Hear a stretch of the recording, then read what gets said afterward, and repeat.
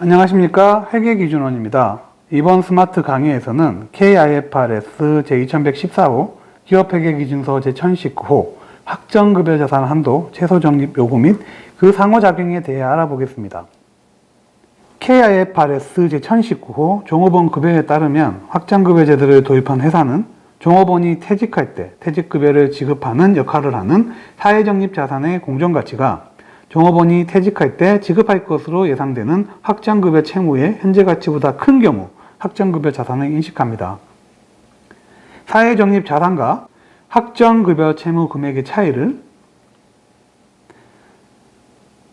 초과적립액이라고 하는데 KIFRS 제1019호 문단 64에서는 이러한 초과적립액에 대해서 자산으로 인식할 수 있는 한도를 제시하여 확정급여 자산의 측정치를 제한하고 있습니다. 이를 자산인식 상한이라고 합니다. 자산인식 상한은 퇴직급여 제도로부터의 환급이나 퇴직급여 제도에 대한 미래기여금을 절감하는 형태로 이용 가능한 경제적 효익의 현재 가치로 정의됩니다. 이에 따라 확정급여 자산은 초과적립액과 자산인식 상한 중 작은 금액으로 측정됩니다. 자산인식 상한 규정의 취지는 자산의 정의를 살펴보면 쉽게 이해할 수 있습니다. 자산의 정의를 충족하려면 경제적 효익이 있어야 합니다. 일반적으로 초과적립액은 기업이 환급을 받거나 미래의 현금 유출을 감소시키는 방식으로 경제적 효익을 발생시킬 수 있습니다.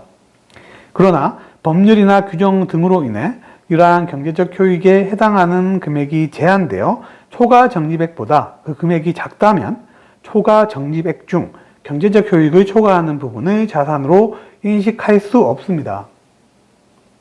만약 초과적립액 금액과 자산인식 상한 금액이 동일하다면 확정급여 자산의 측정치는 초과적립액과 동일합니다. 그러나 자산인식 상한 금액이 초과적립액보다 작다면 확정급여 자산은 초과적립액보다 작은 금액으로 측정하여야 합니다. KIFRS 제2114호는 이러한 자산인식 상한에 대한 내용을 다루고 있습니다. 동해석서의 주요 회계 논제를 알아보겠습니다. 첫 번째 회계 논제는 환급이나 미래기여금 절감이 언제 이용 가능하다고 보아야 하는지입니다. 두 번째 회계 논제는 최소적립 요구가 미래기여금 절감의 이용 가능성에 어떤 영향을 미치는지입니다. 최소적립 요구는 뒤에서 다시 자세하게 설명하겠습니다. 먼저 첫 번째 회계 논제인 환급이나 미래기여금 절감의 이용 가능성에 대해서 알아보도록 하겠습니다. 퇴직급여 제도가 존속하는 동안 또는 제도 부채가 청산되는 시점에 기업이 환급을 받거나 미래기여금을 절감하는 방식으로 경제적 효익을 실현할 수 있다면 이러한 경제적 효익을 이용 가능하다고 합니다. 또한 이러한 경제적 효익은 보고 기간 말에 즉시 실현 가능하지 않고 향후에 실현 가능하더라도 이용 가능하다고 말할 수 있습니다. 그리고 환급이나 미래기여금 절감 또는 이 두 방식을 결합하여 이용 가능한 경제적 효익의 최대치를 결정합니다. 다음 1에서 3 중 하나의 경우에 무조건적인 환급권을 가진다면 환급을 통해 경제적 효익을 이용 가능합니다. 즉, 제도가 존속하는 동안 또는 모든 가입자가 제도를 탈퇴할 때까지의 기간에 제도 부채가 점진적으로 결제된다고 가정하는 경우 또는 단일 사건으로 제도 부채가 전부 청산된다고 가정하는 경우가 이러한 세 가지 사항에 해당합니다. 다음으로 미래기여금 절감에 대해 살펴보면 미래 근무 영역과 관련된 기여금에 대한 최소적립 요구가 없는 경우에는 제도의 기대 존속 기간과 기업의 기대 존속 기간 중 짧은 기간에 기업이 부담할 것으로 예상되는 미래 근무 영역 원가가 미래기여금 절감으로 이용 가능한 경제적 효익에 해당합니다.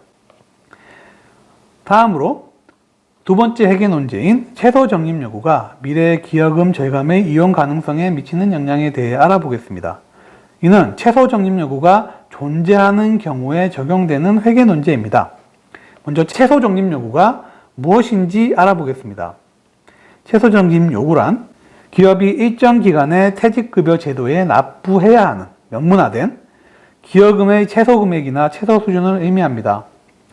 최소 적립 요구 기준은 법률이나 규정 등에서 정하고 있으며 이에 따라 기업이 미래에 의무적으로 납부해야 할 기여금이 정해집니다. 이러한 최소 적립 요구는 종업원 급여 제도의 가입자에게 약속된 퇴직급여의 보장성을 높이기 위해 많은 국가에서 도입하고 있습니다. 이러한 최소 적립 요구로 인해 기업이 미래의 기여금을 절감할 수 있는 능력이 제한될 수 있습니다. 사례를 통해 이를 살펴보도록 하겠습니다. 현재 50원의 초과 적립액이 존재하며 미래에 발생할 퇴직급여 원가, 즉 근무 용역 원가가 100으로 예상되는 경우입니다. 최소 적립 요구가 없다면 초과 적립액 50원이 있으므로 미래 근무 용역 원가 100원 중 50원에 관한 기여금을 미래에 납부하지 않을 수 있습니다. 그러나 최소 적립 요구 기준에 따라 기업이 미래 근무 용역의 재원 마련을 위해 미래의 기여금 80원을 의무적으로 납부해야 할 것으로 예상된다면 초과 적립액 50원에서 20원만을 미래 기여금을 절감하기 위해 이용할 수 있습니다. 따라서 최소 적립 요구로 인해 기업이 미래 기여금을 절감할 수 있는 능력이 50원에서 20원으로 감소하게 됩니다. 한편 최소 적립 요구액은 최소 적립 기준상 과거 근무 용역과 관련하여 존재하는 과소 적립액을 보존하기 위해 필요한 기여금과 미래 근무 용역의 재원 마련을 위해 필요한 기여금으로 구분할 수 있습니다. 이 중 과거 근무 용역과 관련하여 존재하는 과소 적립액을 보존하기 위해 필요한 기여금은 이미 제공된 과거 근무 용역에 대한 것이기 때문에 미래 근무 용역과 관련이 없으므로 미래 기여금 절감의 이용 가능성에는 영향을 미치지 않습니다. 최소 적립 요구가 있는 경우 미래 기여금 절감으로 이용 가능한 경제적 효익은 다음과 같이 측정할 수 있습니다. 즉, 기업이 기여금을 선지급하여 미래 근무 용역에 대한 최소 적립 요구 기여금을 감소시킨 금액과 미래에 발생할 것으로 예상되는 근무 용역 원가에서 해당 미래 근무 용역 원가에 대한 최소 적립 요구 기여금 추정액을 차감한 금액의 합계액입니다. 첫 번째 항목에서 기업이 기여금을 선지급한 금액은 최소 적립 요구에 따라 기여금을 납부할 의무가 발생하기 전에 기업이 미리 납부한 금액이므로 그 금액만큼은 향후에 납부할 필요가 없습니다. 따라서 미래에 납부할 기여금을 절감시키는 경제적 효익이 있습니다. 두 번째 항목을 보면 미래 근무 용역 원가에서 해당 미래 근무 용역 원가에 대한 최소 적립 요구 기여금을 차감하도록 한 이유는 기업이 최소 적립 요구 금액을 퇴직급여 제도에 의무적으로 납부해야 하는데 이 금액만큼은 미래 근무 용역에 대해 납부할 것으로 예상되는 기여금을 감소시킬 수 없기 때문입니다. 앞에서 설명드린 바와 같이 미래에 발생할 것으로 예상되는 근무 용역 원가가 100이고 이에 대한 미래의 최소 적립 요구 기여금이 80으로 추정된다면 100에서 80을 차감한 20이 두 번째 항목에 해당하는 금액입니다. 또한 두 번째 항목을 측정할 때 첫 번째 항목에 해당하는 선지급 금액이 없다고 가정하는 이유는 최소 적립 요구 기여금의 선지급 여부에 따라서 미래 기여금 절감으로 이용 가능한 경제적 효익에 대한 측정 금액이 달라지는 것을 방지하기 위해서입니다.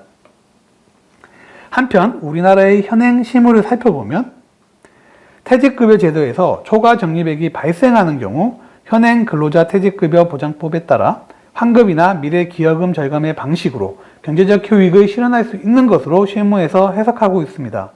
또한 동법에서 최소 적립 요구 규정이 존재하는 것으로 판단되지만 이를 준수하지 않을 경우 벌칙을 규정하고 있지 않아서 동 규정이 실질적인지에 대해서는 이견이 존재할 수 있습니다. 다만 현행 법률에 따르면 제도의 초과 적립액이 발생하는 경우 이를 모두 환급받을 수 있다고 실무에서 해석하고 있습니다. 따라서 현재 우리나라의 기업들은 KIFRS 제2114호의 자산인식 상한 규정을 별도로 고려하지 않고 초과 적립 금액을 모두 학정급여 자산으로 인식하고 있는 것으로 파악됩니다. 이상으로 KIFRS 제2114호에 관한 스마트 강의를 마치도록 하겠습니다. 감사합니다.